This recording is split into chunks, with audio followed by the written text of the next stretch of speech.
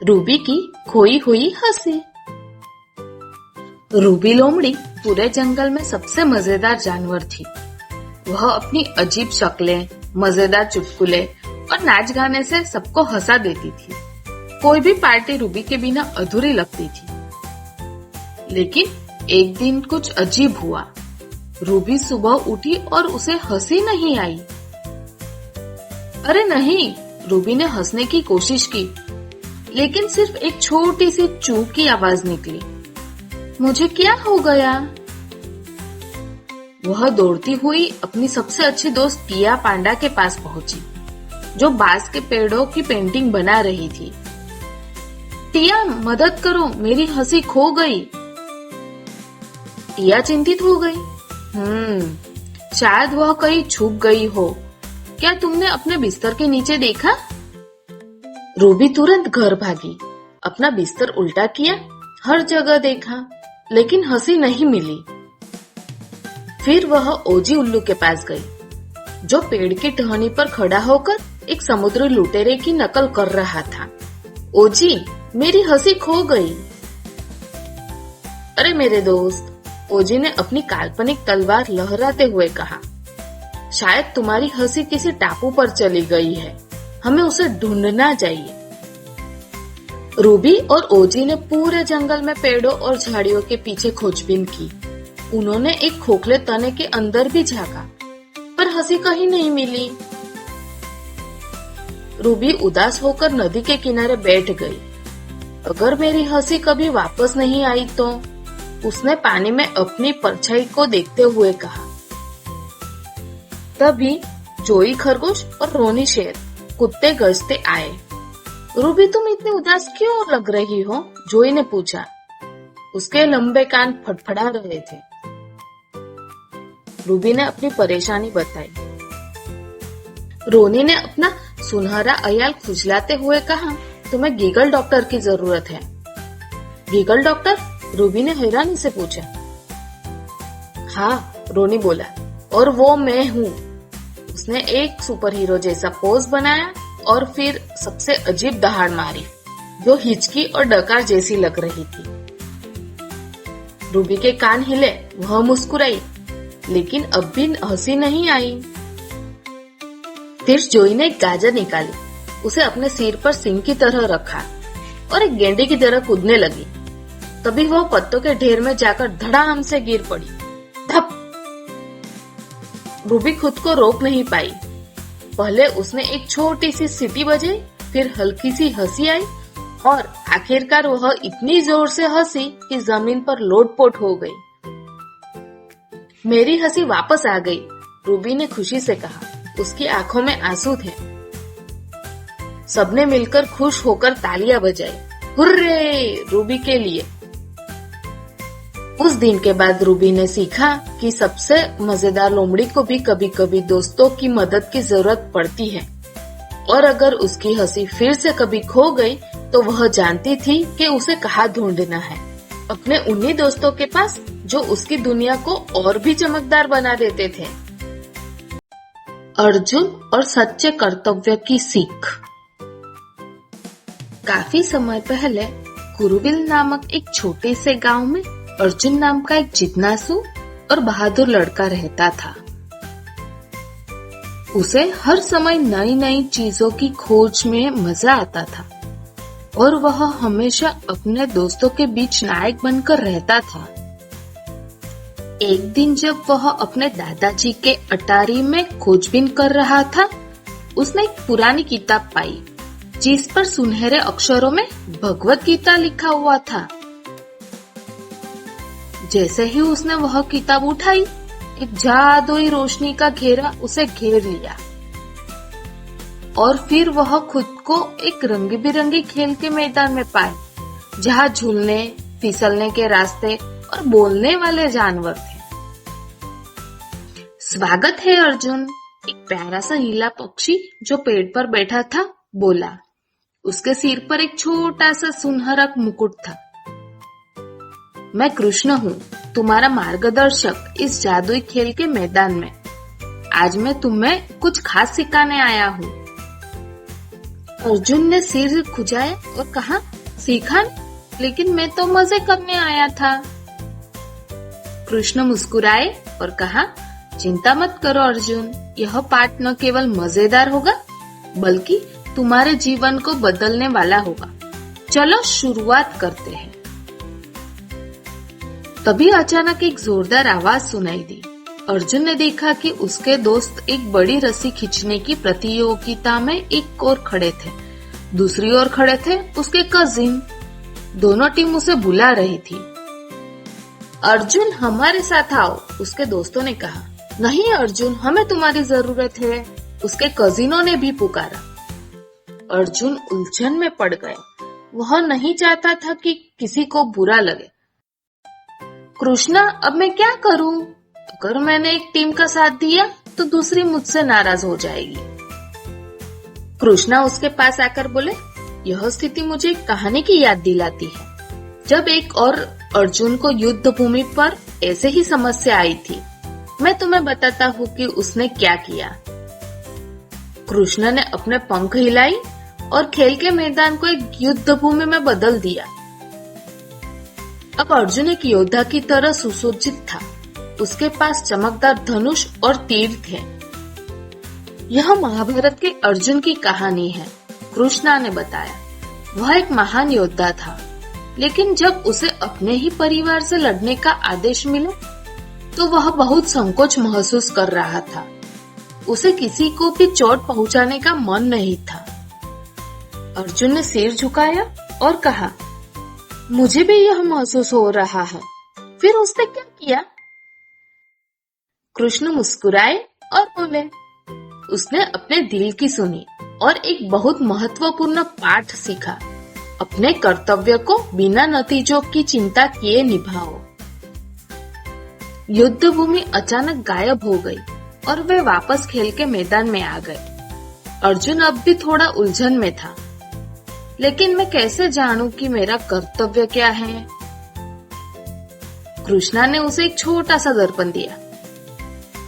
तुम्हारा कर्तव्य है कि तुम खुद से सच्चे रहो, जो सही लगता है वही करो। यह सोचकर मत चलो कि लोग क्या उम्मीद रखते हैं। तुम्हारा काम सिर्फ अपना सर्वश्रेष्ठ देना है और दूसरों के लिए भी अच्छा करना है। अर्जुन ने कुछ समय सोचा और फिर मुस्कुराया। वह रस्सी के बीच में दौड़ते हुए बोला, मैं बीच में खड़ा रहूंगा और यह सुनिश्चित करूंगा कि कोई भी धोखाधड़ी न हो। चलो यह खेल सही तरीके से खेलते हैं। दोनों टीमें खुशी से चिल्लाई और रस्सी खींचने का खेल शुरू हुआ। सभी ने मिलकर बहुत मजा किया। खेल के बाद कृष्णा अर्जुन के कंधे पर बैठ गए। देखा, तुमने अपने कर्तव्य निभाया, सच्चे और निष्पक्ष रहते हुए। यही भगवत गीता का पहला महत्वपूर्ण पाठ है। अपने कर्मों को बिना नतीजे की चिंता किए सर्वोत्तम तरीके से करो। अर्जुन ने कृष्ण को गले लगाया। धन्यवाद कृष्णा, मुझे यह सिखाने के लिए। मैं हमेशा खुश रहकर अपना कर्तव्य निभाऊंगा। एक आखिरी जादुई घेरा के साथ अर्जुन वापस अपने दादा के अटारी में लौट आया। उसने भागवत गीता को अपने पास रखा और मुस्कुराया।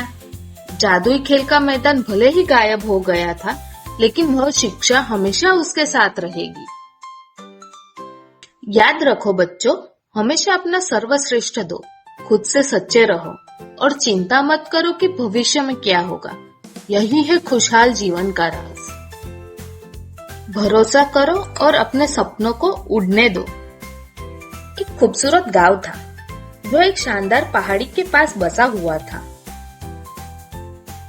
वहीं रहता था एक नटखट और जिज्ञासु छोटा लोमड़ी का बच्चा, जिसका नाम था मिथिलेश। मिथिलेश हमेशा नई नई जगहों पर दौड़ता भागता मस्ती करता रहता था। लेकिन उसकी एक आदत उसे सबसे अलग बनाती थी। वह कभी छोड़ना नहीं जानता था। मिथिलेश को पतंग उड़ाना बेहद पसंद था, लेकिन जब भी वह पतंग उड़ाने की कोशिश करता, डोर को कसकर पकड़ लेता। उसे डर था कि अगर उसने डोर छोड़ी तो उसकी पतंग हवा में खो जाएगी। हर बार उसकी पतंग गिर जाती और वह फिर कोशिश करता। इस बार वो और ज्यादा कसकर पकड़ता। एक सुबह मिथिलेश के बुद्धिमान कछुए दोस्त तुषार ने उसकी परेशानी देखी। मिथिलेश, तुषार ने मुस्कुराते हुए कहा, मैं देख रहा हूँ कि तुम्हें पतंग उड़ाने में परेशानी हो रही है। शायद मैं तुम्हारी मदद कर सकता हूँ। मिथिलेश ने उत्सुकता से पूछा, कैसा तुषार? तुषार ने कहा, एक प्राचीन किताब है जिसका नाम है हवा का रहस्य। उसमें एक खास सबक है। मिथिलेश के कान खड़े हो गए। हवा का रहस्य? इसका पतंग से क्या लेना देना? तुषार ने मुस्कुराते हुए कहा, सुनो, मैं तुम्हें एक कहानी सुनाता हूँ। बहुत समय पहले एक दूर देश में एक बहादुर खरगोश रहती थी जिसका नाम था रेखा। रेखा एक साहसिक यात्रा पर निकली थी, लेकिन जब वह एक ऊंचे पहाड़ के सामने पहुंची तो डर से थम गई। उसे समझ नहीं आ रहा था कि वह चढ़ाई करे या वापस लौट जाए। उसका डर उसे आगे बढ़ने से रोक रहा था। तभी वहां एक समझदार उल्लू आया जिसका नाम था ओमकार। वह कई आंधियों और आसमानों का सफर तय कर चुका था। रेखा, ओमकार ने नरम आवाज में कहा, तुम अपने डर को बहुत कसकर पकड़ रही हो। कभी कभी आगे बढ़ने के लिए हमें छोड़ना पड़ता है। छोड़ना? रेखा ने हैरानी से पूछा, मैं कैसे छोड़ दूं जब मुझे पता ही नहीं कि आगे क्या होगा? ओमकार ने अपने पंख धीरे धीरे फड़फड़ाए और कहा, तुम्हें हवा पर भरोसा करना होगा रेखा। जैसे पतंग हवा पर भरोसा करती है, तुम्हें भी अपने सफर पर ध्यान देना होगा और परिणाम की चिंता छोड़नी होगी। रेखा ने सोचा, लेकिन अगर मैं गिर गई तो? ओमकार मुस्कुराए, तो तुम उठोगी रेखा। हवा पर भरोसा करो और वह तुम्हें सही रास्ता दिखाएगी। मिथिलेश ने पूरी कहानी ध्यान से सुनी और तुषार की ओर देखा। तो आप कहना चाहते हैं कि मुझे डोर छोड़नी चाहिए और हवा पर भरोसा करना चाहिए? तुषार ने सिर हिलाया। बिल्कुल, तुम पतंग उड़ाने पर ध्यान दो और चिंता छोड़ दो। कभी कभी सबसे अच्छी चीजें तभी होती है जब हम डर छोड़कर भरोसा करना सीखते हैं। अगले दिन मिथिलेश अपनी पसंदीदा पतंग लेकर हरे भरे पहाड़ पर गया। वह आसमान की ओर देख रहा था, थोड़ा घबराया हुआ था, लेकिन तुषार की बातों को याद किया। उसने गहरी सांस ली, मुस्कुराया और डोर को ढीला छोड़ दिया। शुरू में उसकी पतंग थोड़ा डगमगाई, लेकिन धीरे धीरे हवा ने उसे ऊपर उठा लिया। पतंग हवा में लहराई, नाचने लगी। मिथिलेश की आंखें चमक उठी। वाह, ये तो सच में उड़ रही है, वह खुशी से चिल्लाया। उसने देखा कि जब उसने डोर को कसकर पकड़ने की बजाय छोड़ दिया तो पतंग कहीं ज्यादा ऊंची उड़ने लगी। मिथिलेश ने महसूस किया कि जब हम चीजों को नियंत्रण में रखने की कोशिश छोड़ देते हैं तो वे अक्सर और बेहतर तरीके से काम करती है। उस शाम जब सूरज ढल रहा था और आसमान रंगीन हो गया था, मिथिलेश तुषार के साथ बड़े पीपल के पेड़ के नीचे बैठा। तुषार, अब मुझे समझ आ गया। जैसे रेखा ने डर छोड़कर अपने सफर पर ध्यान दिया, वैसे ही मुझे भी अपनी पतंग के बारे में चिंता छोड़नी थी। जिंदगी भी ऐसी ही होती है ना? तुषार ने अपनी बुद्धिमानी भरी आंखों से कहा, बिल्कुल सही मिथिलेश, हमें अपने सफर पर ध्यान देना चाहिए, परिणाम की चिंता नहीं करनी चाहिए। भरोसा रखो और चीजें अपने आप सही हो जाएगी। उस दिन के बाद मिथिलेश ने कभी अपनी पतंग को कसकर नहीं पकड़ा। वह अपनी पतंगों को ऊंची आसमान में उड़ते हुए देखता और जानता था कि हवा और जिंदगी दोनों पर भरोसा करना सबसे जरूरी है। तो बच्चों, डरो मत, भरोसा करो और अपने सपनों को ऊंचाइयों तक पहुंचने दो। गीता का पहला दिन खेत में, कर्तव्य का पाठ। सूरज अपनी सुनहरी किरणें खेत में फैला रहा था और गीता एक छोटी सी सफेद भेड़ खेत के दरवाजे पर खड़ी थी। उसके छोटे पैर घबराहट और उत्साह से कांप रहे थे। आज उसका खेत में पहला दिन था और वह नहीं जानती थी कि क्या होने वाला है। जैसे ही गीता खेत में आई, उसे किसान ने मुस्कुराते हुए स्वागत किया। उसने गीता के मुलायम ऊन को प्यार से थपथपाया और कहा, स्वागत है गीता, यह तुम्हारा नया घर है, आओ मैं तुम्हें दिखाता हूँ। गीता किसान के पीछे पीछे चल पड़ी। उसकी बड़ी बड़ी आंखें चारों ओर देख रही थी। उसने देखा कि लक्ष्मी गाय मुर्गियों के पास खड़ी थी और उनके कटोरों में दाना डाल रही थी। किसान ने कहा, सुप्रभात लक्ष्मी। और लक्ष्मी ने मुस्कुराते हुए गीता को कहा, यह मेरा काम है, हर रोज मुर्गियों को खाना खिलाना। कुछ दूर जाकर गीता ने गोपू सुअर को देखा, जो अंडों का घोंसला देख रहा था। किसान हंसते हुए बोला, ध्यान से गोपू, अंडों को धीरे धीरे उठाओ। गोपू ने गीता को आंख मारी और कहा, मैं ध्यान रखूंगा। फिर उसने अंडों को टोकरी में रखा। खलियान के पास गीता ने राजा पिल्ले को देखा, जो एक छोटा टूल बॉक्स मुंह में पकड़े घास में दौड़ रहा था। मैं किसान के औजार लाना पसंद करता हूँ, राजा ने खुश होकर कहा। गीता ने देखा कि सब अपने काम में लगे थे, लेकिन उसे समझ नहीं आ रहा था कि उसका काम क्या है। किसान ने उसकी चिंता देखी और पास बैठकर कहा, क्या हुआ गीता? सभी लोग मेहनत कर रहे हैं, लेकिन मुझे नहीं पता कि मेरा काम क्या है। क्या मैं पर्याप्त कर रही हूँ? गीता ने कहा। किसान मुस्कुराए, यह एक अच्छा सवाल है गीता। आओ मैं तुम्हें एक कहानी सुनाता हूँ।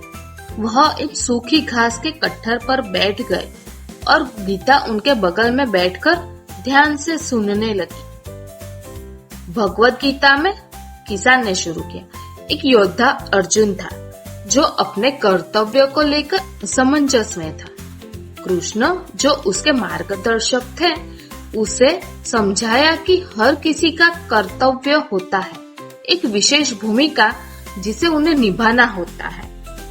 यह मायने नहीं रखता कि वह भूमिका छोटी है या बड़ी। जो चीज मायने रखती है वह है उससे प्यार से और परिणाम की चिंता किए बिना करना।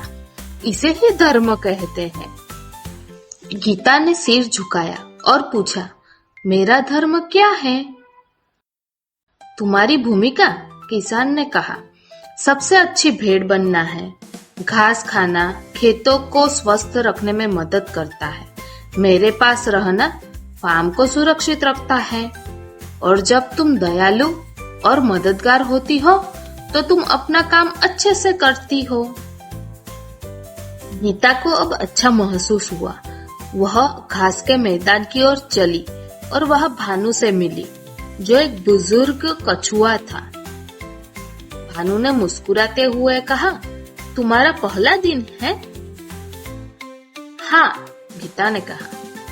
किसान ने मुझे धर्म के बारे में बताया, लेकिन मुझे लगता है कि सिर्फ घास खाना काफी नहीं है। भानु हंसते हुए बोला, घास खाना बहुत जरूरी है। तुम खेतों को साफ और स्वस्थ रख रही हो। याद रखो, अपना काम अच्छे से करना ही असली धर्म है, चाहे वो छोटा हो या बड़ा। भानु की बातों से प्रेरित होकर गीता खुशी खुशी घास खाने लगी। उसने एक खोया हुआ चूजा वापस उसके बाड़े तक पहुंचाया और किसान के लिए पहरा भी दिया। दिन भर काम करके गीता को गर्व महसूस हुआ। जैसे ही सूरज डूबा, गीता घास पर लेट गई और तारों को देखने लगी। उसने सोचा कि कृष्ण की शिक्षाओं के अनुसार अच्छा काम करना किसी बड़े काम के बारे में नहीं था, बल्कि यह था कि उसे खुशी से किया जाए। हर बार जब गीता भानु को देखती, उसे अर्जुन की कहानी याद आती, जो कृष्ण से सीखता है कि सच्चा धर्म वह है जो बिना डर और चिंता के किया जाए। गीता का दिल उस दिन भरपूर था, जैसे वह खेतों को हरा भरा और सुंदर बनाए रख रही हो।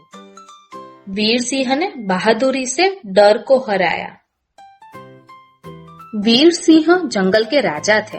उनकी घनी और सुनहरी मूछें, ऊंची और शक्तिशाली दहाड़ और आत्मविश्वास से भरी शख्सियत के कारण सभी जानवर उन्हें सम्मान की दृष्टि से देखते थे। वीर सिंह का राज्य बहुत बड़ा था और वह उसमें पूरी तरह से राजा की तरह शासन करते थे। लेकिन एक गहरा राज था जो वीर सिंह के दिल में छुपा हुआ था। वह नई चीजों को आजमाने से डरते थे। वीर सिंह को अपने राज्य की देखभाल करना अच्छा लगता था, लेकिन जब भी किसी साहसिक यात्रा या नए स्थान को खोजने का मौका आता, वह पीछे हट जाते। वह दिन भर आराम से पेड़ के नीचे या धूप में लेटे रहते थे और अपने आरामदायक इलाके से बाहर आने की बजाय अपनी सीमाओं में ही रहते थे। एक दिन वीर सिंह बड़े एक पुराने और विशाल वृक्ष के नीचे आराम कर रहे थे, जब अचानक उन्होंने झाड़ियों में हलचल सुनी। यह मित्र था ओमकार उल्लू, जो अपनी समझदारी और मजेदार बातों के लिए जाना जाता था। ओमकार वृक्ष की एक शाखा पर बैठा और उसे जिज्ञासु आंखों से देखता हुआ बोला, अरे वीर सिंह, तुम क्या सोच रहे हो?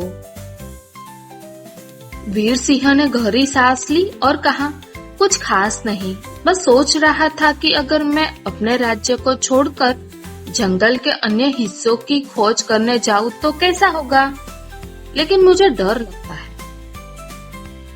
ओमकार उल्लू ने अपने पंख फड़फड़ाए और वीर सिंह को समझदारी से मुस्कुराते हुए देखा। तुम डर क्यों रहे हो वीर सिंह? ओमकार ने कहा, साहसिकता का मतलब है अपनी आरामदायक सीमा से बाहर निकलना और नई चीजों को आजमाना। डर होना स्वाभाविक है, लेकिन तुम्हें उसे खुद को रोकने का कारण नहीं बनने देना चाहिए। वीर सिंह ने ओमकार को संकोच करते हुए देखा और पूछा, पर अगर मैं खो गया तो क्या होगा? अगर मुझे घर वापस लौटने का रास्ता नहीं मिले? ओमकार उल्लू ने समझाते हुए कहा, कभी कभी बहादुरी का मतलब है छोटे कदमों से उस रास्ते पर बढ़ना जिससे तुम अनिश्चित हो। तुम्हें सब कुछ एक साथ नहीं करना है, बस धीरे धीरे प्रयास करो। और अगर तुम्हें मदद चाहिए तो हम सभी तुम्हारी मदद करने के लिए यहाँ हैं। वीर सिंह ने ओमकार के शब्दों पर दिन भर सोचा। उसे समझ में आया कि बहादुरी का मतलब यह नहीं है कि वह डर रहित हो, बल्कि इसका मतलब है कि वह डर के बावजूद आगे बढ़े। उस रात वीर सिंह को नींद नहीं आई। वह करवटें बदलते हुए सोचते रहे कि क्या वह अपनी आरामदायक दुनिया से बाहर निकलकर साहसिक यात्रा पर जाए। अगली सुबह वीर सिंह ने दृढ़ निश्चय किया कि वह आज अपनी आरामदायक सीमा से बाहर निकलेंगे।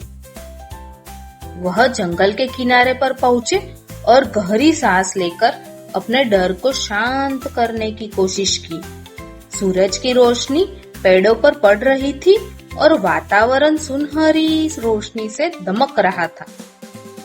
वीर सिंह ने अपने राज्य की ओर एक आखिरी बार देखा और फिर कदम बढ़ाकर अनजाने रास्ते की ओर बढ़ गए।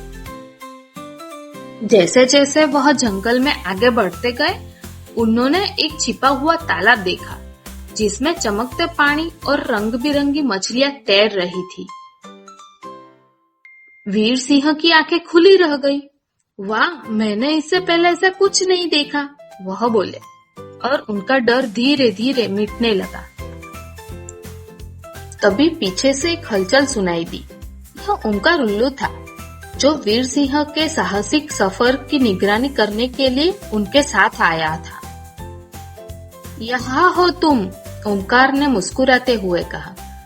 तुम तो शानदार कर रहे हो वीर सिंह। वीर सिंह ने खुशी से मुस्कुराया और कहा, अब मुझे डर नहीं लगता। यह जगह कितनी सुंदर है। मुझे खुशी है कि मैंने अपनी सीमा से बाहर कदम रखा। ओंकार ने सिर हिलाते हुए कहा, देखा वीर सिंह, तुम बहादुर हो।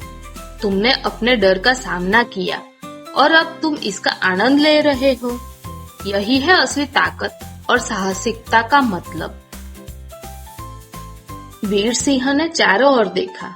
रंगे बिरंगी फूलों, चिरपिंग बर्ड्स और सरसराते पत्तों की आवाजें सुनी। उसने महसूस किया कि असली बहादुरी का मतलब यह नहीं था कि वह बिना डर के सब कुछ करे, बल्कि इसका मतलब था कि वह अपने डर का सामना करता और नई अनुभवों की खोज में निकलता। जैसे भगवत गीता में अर्जुन ने सीखा था, असली साहस का मतलब होता है शांत मन और मजबूत आत्मा के साथ चुनौतियों का सामना करना। उस दिन के बाद से वीर सिंह को अब डर नहीं लगता था। वह कई और साहसिक यात्राओं पर गया, जंगल के छिपे हुए हिस्सों का अन्वेषण किया और नए मित्रों से भी मिला। उसने यह सीखा कि बहादुर होना यह नहीं है कि वह सब कुछ सही तरीके से करे, बल्कि इसका मतलब था कि वह डरते हुए भी नई चीजों को आजमाता रहे। तो बच्चों, आज हमने सीखा कि असली बहादुरी यह है कि तुम अपने डर का सामना करो, अपनी आरामदायक सीमा से बाहर निकलो और सकारात्मक दृष्टिकोण के साथ नए अनुभव की खोज करो। चिंटू, बातूनी गिरगिट और रंगों का गायब होने का रहस्य। घने जंगल के बीचों बीच एक गिरगिट रहता था, जिसका नाम चिंटू था। चिंटू के साथ एक बड़ी परेशानी थी। वो बोलना बंद ही नहीं कर पाता था। जहाँ बाकी गिरगिट अपने आसपास में चुपचाप घुल मिल जाते थे, वही चिंटू अपनी नॉनस्टॉप बातों से ऐसे चमकता था जैसे बादलों के बीच इंद्रधनुष। एक दिन सुबह चिंटू की आँख खुली तो उसने देखा कुछ अजीब हो रहा है। उसकी पसंदीदा हरी पत्ती अचानक चमकेदार बैंगनी हो गई थी। पेड़ का तना अब नारंगी रंग का था, जिस पर गुलाबी गोल गोल धब्बे थे, और सबसे हैरान करने वाली बात, चिंटू की पूंछ अब नीली, पीली और लाल धारियों में बदल गई थी। यह क्या हो रहा है? चिंटू जोर से चिल्लाया। उसकी आवाज जंगल में गूंज उठी। कौन मेरे रंगों के साथ खेल रहा है? चिंटू जल्दी से जवाब खोजने निकल पड़ा और रास्ते में हर जानवर से पूछने लगा। चिंटू ने उड़ती हुई बीना तितली को रोका। बीना, ये तुम्हारा काम है क्या? क्या तुमने मेरे रंग बदल दिए? चिंटू ने पूछा। बीना हंसते हुए बोली, नहीं रे चिंटू, पर तुम तो सच में एक चलते फिरते डिस्को बॉल लग रहे हो। इसके बाद चिंटू गोगो गोरिल्ला के पास पहुंचा, जो आराम से झूले पर झूल रहा था। गोगो, क्या तुमने जंगल को पेंट किया है? चिंटू ने नाराजगी से पूछा। गोगो इतनी जोर से हंसा कि झूले से गिर पड़ा। अरे चिंटू, तुम इतने जोर जोर से बोलते हो कि शायद जंगल ने खुद को छुपाने के लिए रंग बदल लिए हो। चिंटू ने सिर खुजाते हुए सोचा, क्या ये कोई जादू हो सकता है? अंत में चिंटू मीरा बंदर के पास पहुंचा, जो जंगल की सबसे बड़ी शरारती थी। मीरा एक इंद्रधनुषी पेड़ के नीचे बैठी थी। उसके पास एक बड़ा सा जार रखा था, जिस पर लिखा था जंगल पेंट, अब और भी चमकीले रंगों में। मीरा, मुझे पता था ये तुम्हारी ही चाल होगी, चिंटू चिल्लाया। मीरा जोर जोर से हंसने लगी। अरे चिंटू, नाराज मत हो। मैंने सोचा जंगल को थोड़ा चमकदार बना देती हूँ, जैसे तुम्हारी बातें हमारे जंगल को मजेदार बना देती हैं। चिंटू ज्यादा देर तक गुस्सा नहीं रह पाया। ठीक है मीरा, तुमने मुझे पकड़ लिया, लेकिन मानना पड़ेगा, मेरी ये धारियों वाली पूंछ तो काफी स्टाइलिश लग रही है। उस दिन से जंगल रंगीन ही रहा और चिंटू ने अपने नए लुक को खुशी खुशी अपना लिया। वह जंगल का पहला फैशन आइकॉनिक गिरगिट बन गया और अपनी नॉनस्टॉप बातों से सबको खुश करता रहा। हर बार जब चिंटू बोलता तो जानवर मुस्कुरा देते। आखिर उनका डिस्को बॉल गिरगिट हर परेशानी को पार्टी में बदल देता।